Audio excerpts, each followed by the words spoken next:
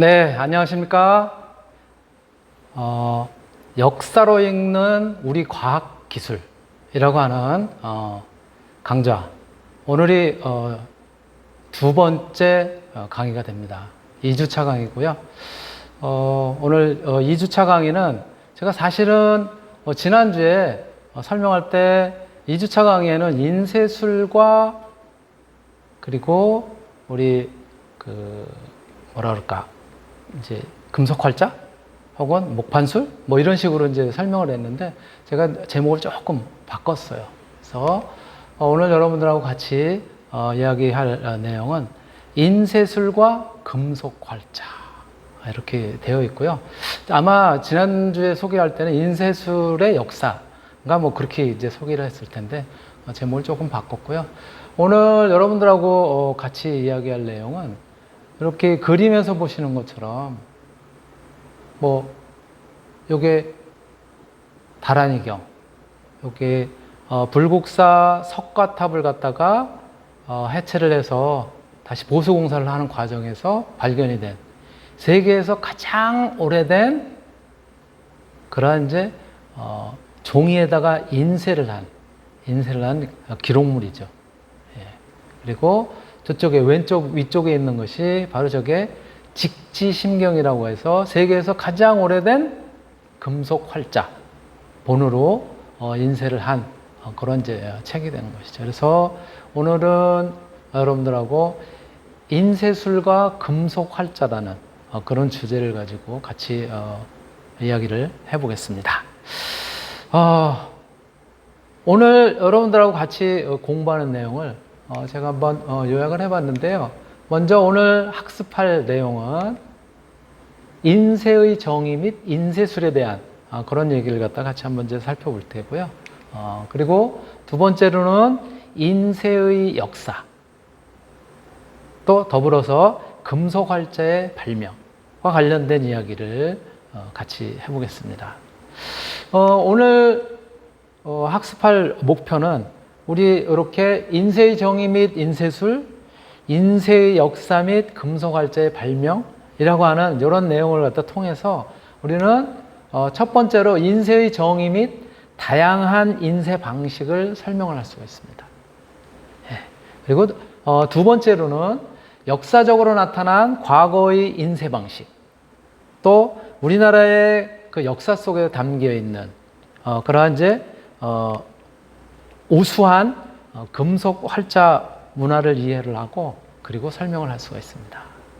이런 내용을 여러분들하고 같이 공부를 하면서 또 이런 목표를 가지고 이 시간 살펴보겠습니다. 먼저 영상 하나 보고 그리고 시작하도록 할게요. 1972년 책의 해를 기념해 파리에서 열린 전시회에서 세계 출판 역사를 다시 쓰게 하는 사건이 일어났다. 직지의 등장이다. 그 당시에 유럽의 이제 언론에서 이렇게 보도하고 한 내용들을 보게 되면은 그동안에 우리가 교과서에서 구텐베르크가 금속 활자를 발명했다라고 배웠는데 그게 아니다. 그 바로 동양의 한국이라는 나라에서 금속 활자 인쇄가 시작됐다. 그러면서 직지를 가리키는 그 증거 자료가 바로 직지라는 책으로서 여기에 있다라고 이렇게 소개를 하고 있습니다.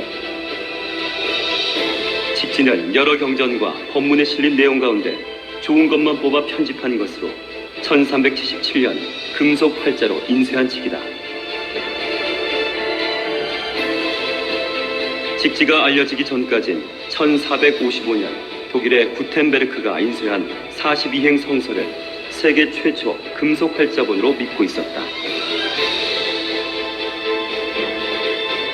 그런데 직지의 맨 마지막 장을 보면 직지는 1377년 청주 흥덕사에서 인쇄했다는 기록이 있다. 42행 성서보다 무려 78년이나 앞선 것이다. 금속을 가공하는 문제, 그 다음에 종이를 만드는 문제, 그 다음 먹을 만드는 문제, 그리고 그걸 책을 종합적으로 만들어내는 그런 문제를 종합을 해서 볼 때에 우리 고려라든가 조선시대에 있어서 활자 인쇄술이라는 것은 당대에 전 세계를 통해서라도 가장 우수한 기술을 보유하고 있었다, 이렇게 볼 수 있습니다. 고려는 어떻게 세계 최초의 금속 활자를 만들어낸 것일까? 세계 최초의 금속 활자 인쇄본 직지, 그 비밀을 풀어보자.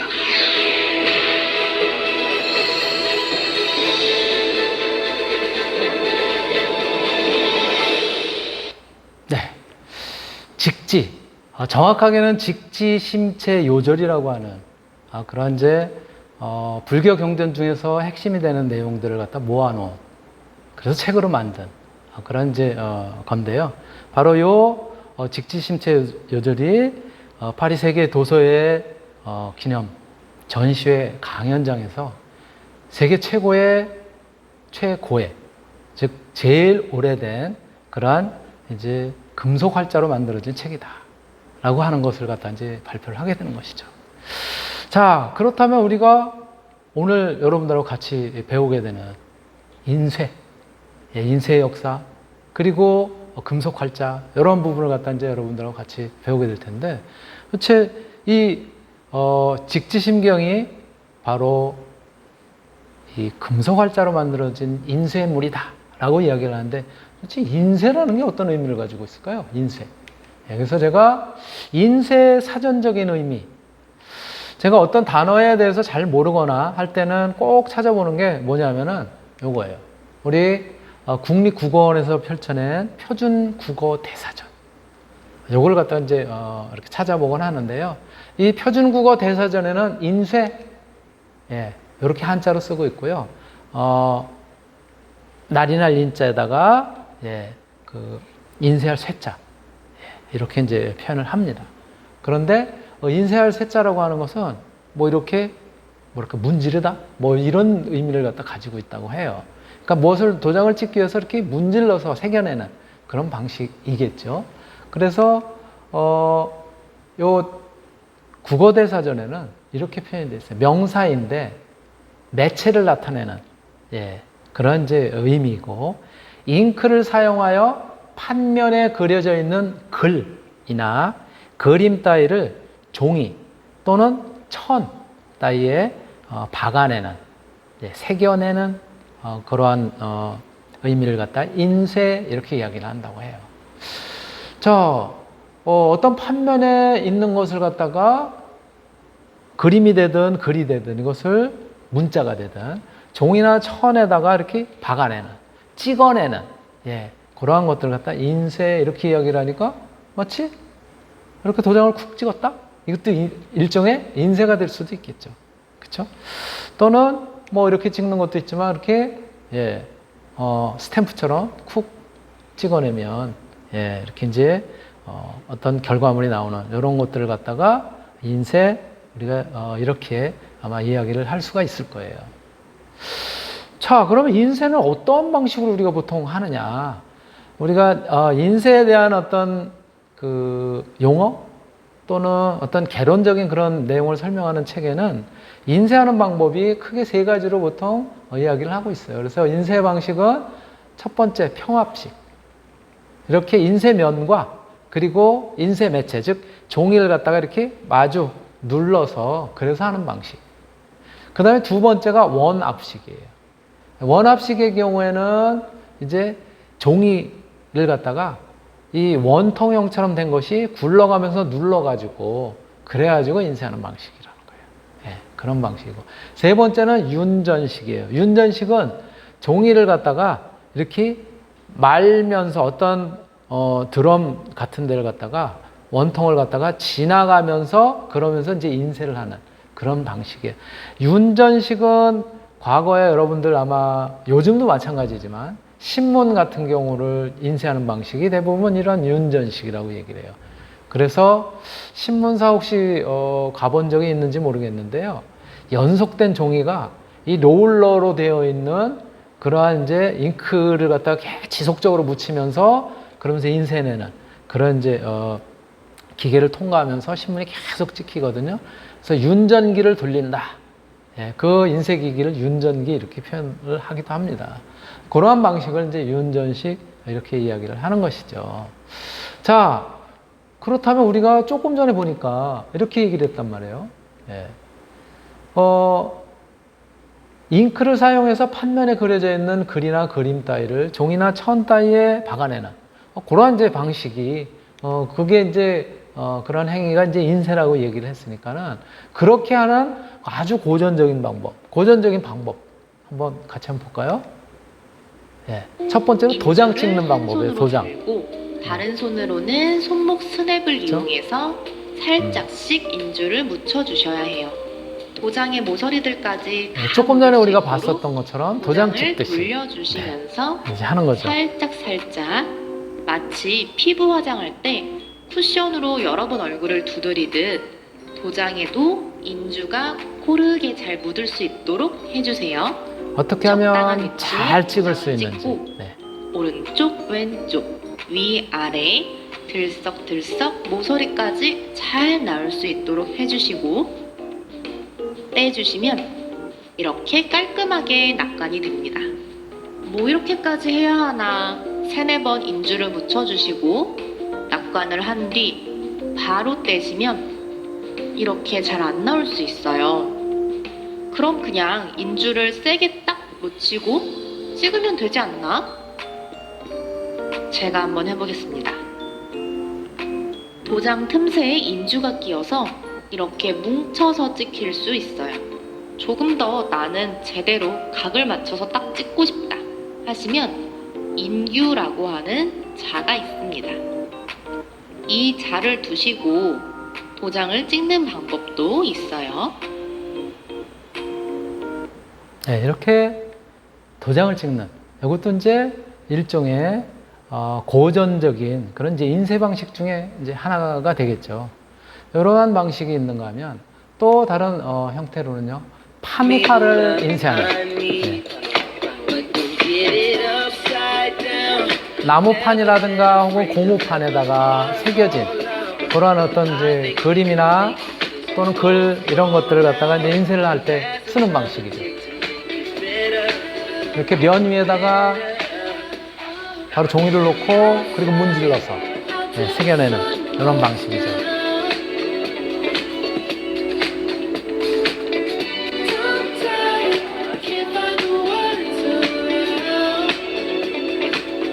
그래서 이러한 방식을 우리가 요즘은 이제 판화 이런 이제 표현을 쓰기도 하고요.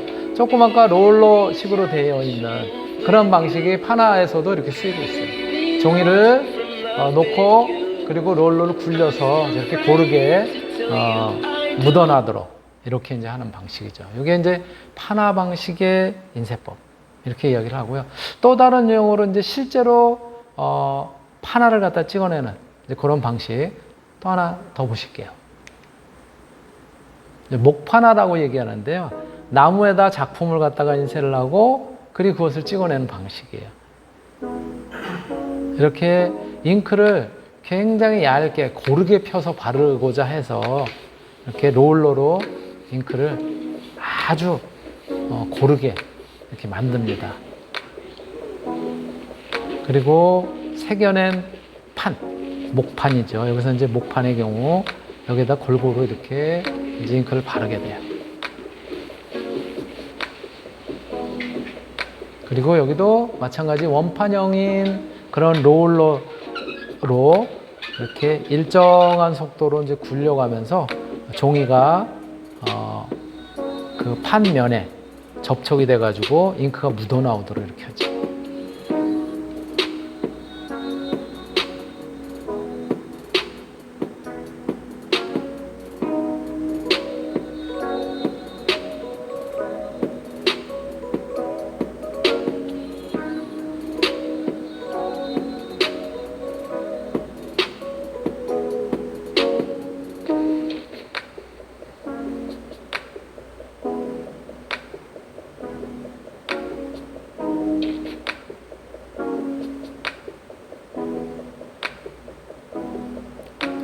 굉장히 조심스럽게 심혈을 기울여서 하죠. 그렇죠?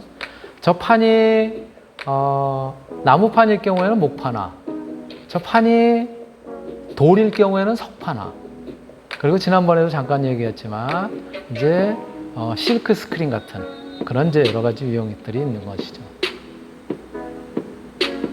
그래서 이렇게 판화를 찍어내는 이것도 바로 조금 고전적인 방식이긴 하지만 예, 인쇄 이렇게 이야기할 수 있는 것이죠. 그래서 이런 부분을 갖다 정의와 더불어서 우리 같이 한번 이제 살펴봤는데요. 그러면 인쇄라고 하는 거에는 어떠한 요소들이 좀 필요할까요? 인쇄하기 위해서는. 인쇄하기 위해서는 여러 가지 요소들이 필요해요. 그래서 인쇄하기 위해서 필요한 5가지 요소가 있습니다. 제일 먼저 뭐가 있어야 되냐면 인쇄를 하기 위해서는 그 인쇄를 하고자 하는 대상, 즉 내용이 있어야 되잖아요. 바로 원고가 되는 거죠. 첫 번째 원고.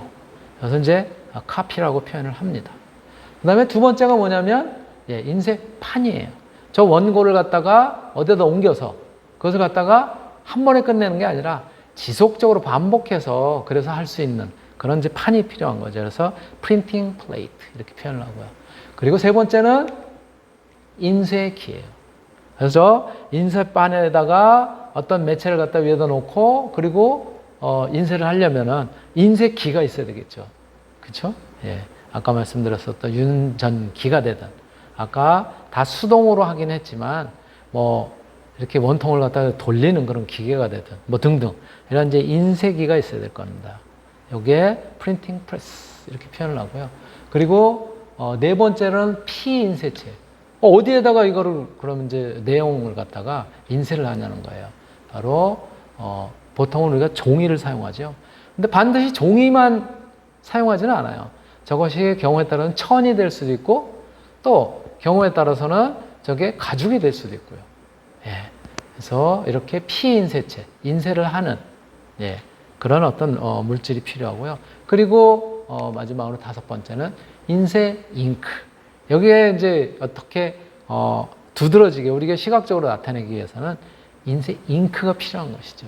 그렇죠? 인쇄하기 위한. 근데 이 인쇄 잉크는 종류가 또 여러 가지가 있을 수 있겠죠. 우리가 보통 이야기하는 잉크도 있을 테고 그것도 수성일 수 있고 유성일 수도 있고요. 또 잉크가 아니라 뭐 먹물일 수도 있고 여러 가지 유형일 수 있다는 것이죠. 이것을 우리가 보통은 인쇄 5요소 이렇게 이제 표현을 합니다. 바로 인쇄 5요소 이런 것들을 갖추어서 그래서 우리가 이제 보통은 인쇄를 하게 되고 그리고 원하는 그런 결과물들을 갖다가 이제 얻어내게 되는데요. 그렇다면 우리가 이 인쇄를 하는 현대적인 방식의 이런 인쇄를 갖다 하는 그런 의도는 뭘까요? 그리고 또 어떠한 그런 뭐라 그럴까 역사적인 흐름을 거쳐 가지고 이제 이렇게 인쇄를 하는 데 이르렀을까요? 바로 우리나라 인쇄술의 역사를 보면은요 이렇게 되어 있어요. 고대, 삼국시대. 이때는 남아있는 게 지금 현존하고 남아있는 게 뭐 있을 거예요? 벽화. 벽화는 어떤 뭘로 찍어내지는 않았지만 그런 어떤 의도를 갖다 표현해 놓은 거예요. 또 벽화가 있을 수도 있고 또는 바위에다 새겨놨을 수도 있고 그렇죠? 이런 것들이 남아있고 그리고 이제 소위 이야기하는 고대에서 삼국시대 이쪽으로 넘어오면서 이제 역사시대 우리가 보통 이렇게 이야기를 하는데 역사시대에는 드디어 이제 어떠한 의도라든가 이런 것들을 갖다 이제 기록으로 남기게 되는데 그것이 바로 인쇄물로 남게 되죠. 그리고 그게 한참 우리나라에서 발전하기 시작했던 것이 고려시대예요.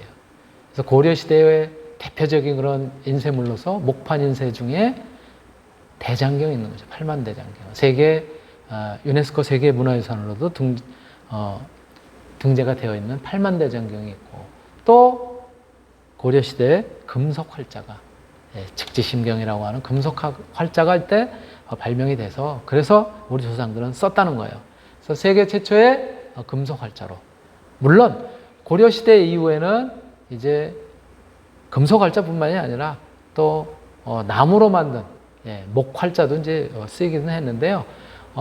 이미 조선시대 들어와서는 우리나라의 금속 활자를 갖다가 만들고 또 쓰고 하는 기술이 정말로 세계적인 수준에 이르렀기 때문에 그러한 이제 금속 활자들이 오늘날까지 이르게 되고 있는 것이죠. 이러한 부분이 우리가 이제 자부심을 가지고 또 긍지를 가질 수 있는 그런 이제 역사적인 문화유산으로 남아 있는 것인데요. 자, 그렇다면 왜 인쇄를 할까요? 왜? 우리는 우리는 왜 인쇄를 하는 것일까요? 왜? 무엇을 인쇄를 하는 거예요? 바로 그 점은 어디에 있냐면은 인류 문명 발전의 원동력이 바로 이렇게 기록으로 남아져 있다는 거예요. 그래서 동물이 굉장히 다양한 동물이 많고 동물 중에는 자기네들끼리의 의사를 갖다 소통하는 그런 동물들도 있어요. 그거는 새도 마찬가지로 자기들끼리의 언어로 합니다. 사람이, 우리 인간이 동물과 다른 점이 뭐라고 보통 얘기를 하냐면은 도구를 쓸지 않는다. 불을 사용한다. 생각을 한다. 이렇게 이야기를 하고 있고 또 그 공동체를 갖다가 구성해서 그래서 공동체 생활을 한다. 이런 것도 있지만은 생각을 갖다 남긴다는 게 기록으로 남긴다는 거예요. 그거는 여느 동물도 할 수가 없는 거예요. 말씀드렸었던 것처럼 의사를 갖다가 서로 전달하는 거, 이거는 새도 하고요. 또 동물 중에서 우리 인간하고 가까운 침팬지를 가든가 또는 원숭이라든가 오랑우탄이라든가 언어가 그들 나름대로의 언어가 있는 것으로 지금 밝혀지고 있어요. 그런데 그들의 생각을 남겨놓지 않는다. 그런데 사람은 다르다고, 그 점이 다르다고요. 그래서 동물과 사람이 다른 차이점. 이것은 결국은 무엇이냐면은 우리는 생각을 갖다가 전달을 하는데 그 전달하는 것이 언어는 우리 사람만 쓰지 않는다고 그랬다고요. 그렇죠? 돌고래도 마찬가지로 돌고래의 언어들이 있다고 해요. 그런데 이 언어 전달, 생각을 전달하는 언어뿐만이 아니라 그것을 남기고자 하는 그런 생각을 늘 갖고 있다는 거예요. 그 남기는 방식이 조금 아까 이야기했던 것처럼 벽화와 같은 그림으로 남기기도 하고요. 또는 오늘날과 같은 그런 어떤 문자를 갖다가 통해서 그런 것을 기록물로 남기고자 한다고요. 바로 그렇게 함으로써 무엇이? 우리 전통의 계승, 그리고 새로운 문화가 창조, 이러면서 점점 인류 문명이 발전해 왔다는 거죠. 그러한 과정에서 역시 인쇄라고 하는 것은 굉장히 중요한 그런 역할을 해온 것임에 틀림없는 것이죠. 그렇기 때문에 우리는 바로 우리가 역사로 읽는 우리 과학기술이라고 하는 이 강좌를 통해서도 우리의 찬란한 그러한 이제 역사들, 그런 내용들, 이런 것들을 갖다가 같이 살펴보고 있는 겁니다. 자, 그런 부분이 있는 것이고요. 그리고 이러한 점들을 갖다가 우리는 과거의 그런 이제 역사를 살펴본다면요. 과거의 역사로서는 울주 대곡리, 울산 근처인 것이죠. 울주군이 바로 울산 옆에 있는데요. 울주군에 있는 대곡리라고 하는 곳에 반구대, 요거는 이제 절벽인데요. 절벽 벽에 우리 선사시대에 살던 청동기 일지, 신석기 일지 정확하게 연대를 갖다가 우리가 알 수는 없지만 그 시대에 살았던 우리의 선조들, 우리의 인류들이 이 바위에다가 자기들의 생각, 또 자기들의 의지, 이런 것들을 기록으로 남겨놨어요. 그래서 그 기록이 남겨져 있는 원시적인 형태로 이렇게 바위에 보여지고 있습니다. 보시는 것처럼 뭐 고래같이 생긴 것도 있고 또 동물같이 생긴 것도 있고요. 뿔이 달린 것도 있고 또는 사람의 모습을 갖다 한 그런 것들이 잘 안 보이죠? 잘 안 보이는 텐데요. 그런 것들을 갖다 여러분들이 볼 수가 있습니다. 그래서 조금 더 그러한 것들을 저기다 직접 칠한 것이 아니라 이 사진을 통해서 그런 것들을 갖다 형상화한 그런 사진이 바로 요거예요. 이렇게 보시는 것처럼, 그렇죠? 이쪽은 사람의 모습이죠. 사람의 모습. 이 사람의 얼굴의 모습이고요. 저쪽 위에 보시는 거는 고래, 그렇죠? 고래인데 고래 안에 또 뭐가 하나 있어요. 저거는 임신한 고래이거나 또는 어떠한 이제 물고기, 큰 물고기를 잡아먹은 모습을 갖다 표현했거나 그런 거겠죠. 저기도 사람의 모습. 이렇게 여러 가지 그러한 흔적들을 갖다 여러분들이 볼 수가 있습니다. 그리고 저쪽에 오른쪽 위쪽에 약간 하늘색 빛으로 이렇게 이제 나타낸 저거는 뭐냐면 배예요, 배. 예. 그래서 그때 이렇게 이제 타고 다니다. 저쪽도 배. 예. 배의 모습. 그리고 노를 젓는 여러 사람이 노를 젓는 그러한 모습들 이런 것들이 있고요. 또 동물들이 있고 그런 것들이 기록으로 울주대곡리 반구대 암각화로 이렇게 남아 있는 것이죠. 이러한 점들을 갖다가 여러분들이 주목을 해주셨으면 좋을 테고요. 예, 요거를 이제 사실은 이러한 귀중한 문화유산 이런 것들을 학문적으로 또 연구도 하고 또 그 내용들이 무엇인지를 갖다 밝히고자 하는 노력도 끊임없이 하고 있습니다. 예, 그래서 그러한 과정에서 나온 결과물들이에요. 조금 더 거기에 그려져 있는 그러한 내용들, 예, 또 그림으로 나타내고자 했던 것을 갖다가 조금 더 정밀하게 그래서 분석을 하고 살펴본 것을 갖다가 여기다가 지면에다 이렇게 이제 표현을 한 거예요. 저쪽 왼쪽 끝에는 그렇게 그 뚜렷한 그런 모양이 없어서 아주 단순한 것들, 간단한 것이 있긴 하지만 주로 이제 새겨져 있는 내용들이 많은 그런 가운데를 중심으로 해서 살펴봤더니 이제는 조금 더 여러분들이 좀 보실 수가 있나요? 사슴인지 염소인지 그런 모습을 갖다 하고 있는 모습, 사람, 그쵸? 의 모습, 또 사람 얼굴의 모습이라든가, 그쵸? 소인지 뭐 조금 큰 동물, 고래는 아마 지금도 울산 하면은 이제 고래의 도시 이렇게 이야기를 하잖아요. 근데 그때 당시에도 울주군, 울산 근처에는 고래들이 많이 나타났었나 봐요. 아마 선사시대 이즈음에는. 그리고 저쪽 제일 상단에 있는 아까 잠깐 이야기를 했었지만 저기 보시면은 저렇게 배가, 그쵸? 배에 사람들이 여러 사람 타가지고 그래서 지금 보이고 있는 그런 내용들을 갖다가 여러분들이 살펴볼 수가 있습니다. 예. 이렇게 조금 더 뚜렷한 울주군 대곡리 반구대라고 하는 절벽에 새겨진 그런 암각화를 통해서 그 모습을 갖다가 우리가 살펴볼 수가 있다는 것이죠. 이렇게 우리는 특히 인간은 이 선사시대에도 자기의 생각 또는 어떤 그 보고 느꼈었던 거 이런 것들을 갖다가 기록으로 남기고자 한 그런 것들을 갖다 이제 엿볼 수가 있는 것이죠. 예, 이런 것이 바로 이제 우리들이 역사라는 그런 과정을 통해서 이제 알 수 있는 내용이고, 이것을 그냥 그대로 보존하거나 이거에 그치지 않고 저것을 오늘날에 조금 더 계승을 시키고 발전시키고 창조적으로 활용하고자 하는 것이 또 우리 인간이란 말이에요. 그래서 울주군에서는 여기에서 특징적인 이런 것들을 또 활용을 해서 자기네들의 심볼로 만들었어요. 고예입니다. 울주의 정신에서 사람의 안면상이라든가 사람의 모습, 조금 아까 보셨던 이제 거기서 따온 거예요. 또 울주군의 바다는 고래를 상징하고, 지금도 울산 그러면은 고래의 도시 뭐 이렇게 이제 알려져 있잖아요.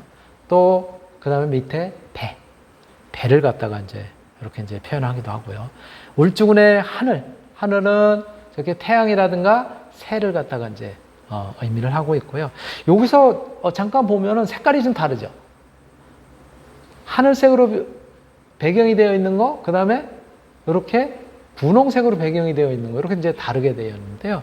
분홍색으로 배경이 되어 있는 건 똑같은 울주군인데도요, 요거는 아까 하늘색으로 되어 있는 것은 반구대라고 하는 절벽에 새겨져 있는 그러한 이제 암각화인데, 요 하늘색의 그 분홍색의 경우에는 울주군에 있는 천전리라고 하는 거기에 있는 바위에 새겨진 또 다른 암각화예요. 그래서 거기에는 이렇게 태양도 새겨져 있고요. 울주군의 대지를 갖다 표현하는 데는 사슴이라든가 호랑이, 이거는 그때 그 바위에 새겨진 그 모습을 갖다 그대로 활용을 하고 있는 거죠. 울주군의 바람은 그 마른 목골 무늬 이런 것들이 어떤 이제 바람을 의미하는 것이 아닐까라고 하는 이제 그런 그 의미에서 이런 것들을 갖다 상징물로 이제 하고 있고요. 또 이렇게 둥근 무늬들 이런 것들도 마찬가지예요. 문양으로서 이런 것들 이제 활용하고 그랬던 사례를 갖다가 우리가 이제 알 수가 있습니다. 바로 이러한 것들이 바로 우리가 어떤 사람, 특히 인간의 사고, 생각을 갖다 기록으로 남기고자 했었던 그런 한 흔적들이고 또 역사적인 유물로, 유산으로 오늘날까지 이제 전해지고 있는 것이죠. 이렇게 암각화뿐만이 아니라 고대에는 또 조금 전에도 삼국시대 이야기를 했듯이 어떤 것들이 있냐면은 특히 고구려의 벽화들이 이렇게 남겨져 있죠. 그렇죠? 이거는 인쇄를 한 것이 아니라 그려서 표현을 한 거지만 여기에 바로 고구려의 무용청에 있는 무용도예요. 이렇게 무용하는 모습들. 저 무용하는 모습들은 단순하게 무용하는 모습만을 갖다 나타낸 것이 아니라 그때의 복장이 어땠는지 또는 어떤 그 움직임이라든가 신발이라든가 사람의 모습은 어땠는지 이런 것들을 통해서 그때 문화를 갖다가 일부 엿볼 수 있다는 거예요. 무용청의 모습이라든가 여러분들이 잘 아는 또 같은 무용청에서의 무용도가 아니라 이번에는 그 옆에 벽화예요. 무용청에 있는 수렵도. 이건 아마 제가 첫 시간에도 잠깐 보여드렸을 거예요. 그렇죠? 우리 민족은 어떤 DNA를 가지고 있다? 기마민족이면서 유목민. 그렇죠? 예. 유목민으로서의 그런 노마드라고 하는 그런 이제 정신을 갖다가 DNA를 갖다가 가지고 있다. 노마드는 유목민, 방랑자 이런 것들을 갖다 이제 뜻하지만은 거기에는 항상 어려운 환경 속에서 그 환경을 극복하고자 하는 극복 정신. 그리고 두 번째는 새롭게 그것을 뚫고서 새로운 무언가를 갖다가 찾아내고자 하는 창조 정신. 그리고 개척 정신 이런 것들이 담겨 있다고 그랬죠. 우리나라는 특히 그러한 DNA를 갖다 가지고 있기 때문에 그러한 것들이 역사적인 그런 흔적에도 지금까지 여실히 남아 있다라고 하는 부분을 갖다가 이제 말씀드릴 수 있는 거고요. 이런 것들이 이제 바로 역사 시대로 넘어오면서 고대에서 이제 역사 시대인 삼국 시대 또는 신라, 고구려 이렇게 넘어오면서는 이제 뭘로 바뀌는 거예요? 이게 이제 신라 시대의 인쇄물이에요.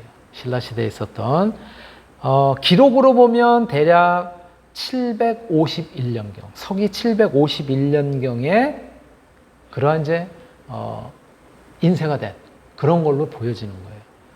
이게 인쇄를 한 건지 쓴 건지 어떻게 하느냐? 저 글자의 모양이라든가 이런 것들을 보면 이제 정확하게 알 수 있다는 거죠. 그래서 세계 최초의 인쇄물로 751년경에 만들어진 것이다. 라고 이렇게 추정을 할 수 있어요. 요거는 아까도 잠깐 언급을 했지만 1966년 여러분들 아마 부모님들이 대략 이제 태어나는 그 근방 정도 이제 시기인데요. 그때 1966년 10월 13일에 불국사에 있는 석가탑, 불국사 하면은 석가탑, 다보탑이 유명하잖아요. 석가탑을 갖다가 보수하는 중에 이게 발견이 됐어요. 그러면서 세계적으로 이게 세계 최초의 인쇄물이다. 요거 전에는 일본 사람들이 자기네께 세계 최초라고 막 그냥 들고 떠들고 그랬어. 그랬는데 요 유물이 딱 발견되면서 그냥 이 유물은 발견된 것이 그냥 발견된 걸로 연대를 갖다 알 수 없는 게 아니라 요 내용 중에 그런 내용이 나와요. 그래서 요것이 일본 거보다도 수십 년을 앞선 이런 것들로 인증이 돼서 그래서 세계 최초의 인쇄물로 이렇게 밝혀지는 그러한 이제 아주 대표적인 예인 것이죠. 이렇게 또 이야기를 하다 보니까 벌써 시간이 꽤 돼서 1기시는 이것을 마치도록 하겠습니다.